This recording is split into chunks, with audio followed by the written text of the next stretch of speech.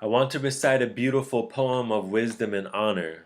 Tell you an old Indian story to help you grow. A metaphor about bears and trees, but I don't have that privilege today. No, there's different issues to tell you about right now, such as the thousands of missing and murdered Indigenous women that have just recently been counted, about how Indigenous people are the most likely group to be killed by the police, about the warriors in Cannonball, North Dakota getting bit by attack dogs for peacefully protecting their water and lives of their future generations, about how our grandparents' mouths were washed out with soap that was meant to rid the native languages from our existence. I want to tell you that justice cannot exist on stolen native lands, no matter how many courtrooms or prisons are built.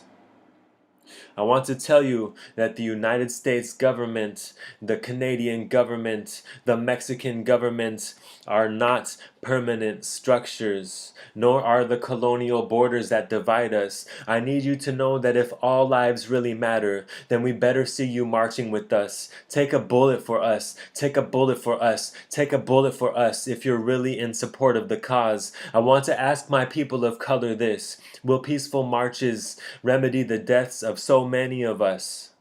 If you haven't noticed, we are the only ones aiming for peace.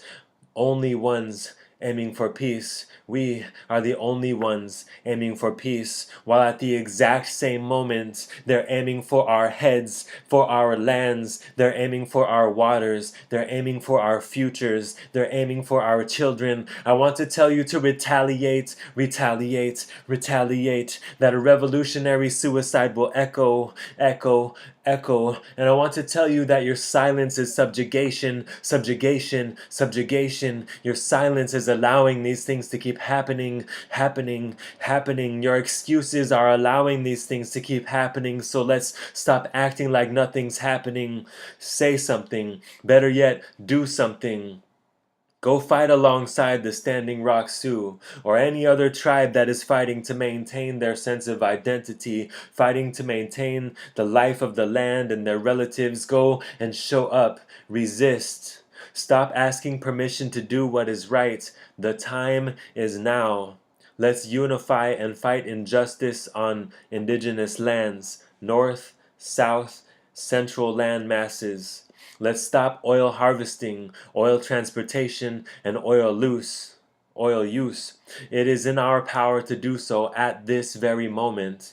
Let's give our future generations something to be proud of when they remember our names. Let's work together to provide them with clean water, with more truth, and a sustainable spiritual environment to flourish in. We owe it to them. Gunith Chish. No Dapple.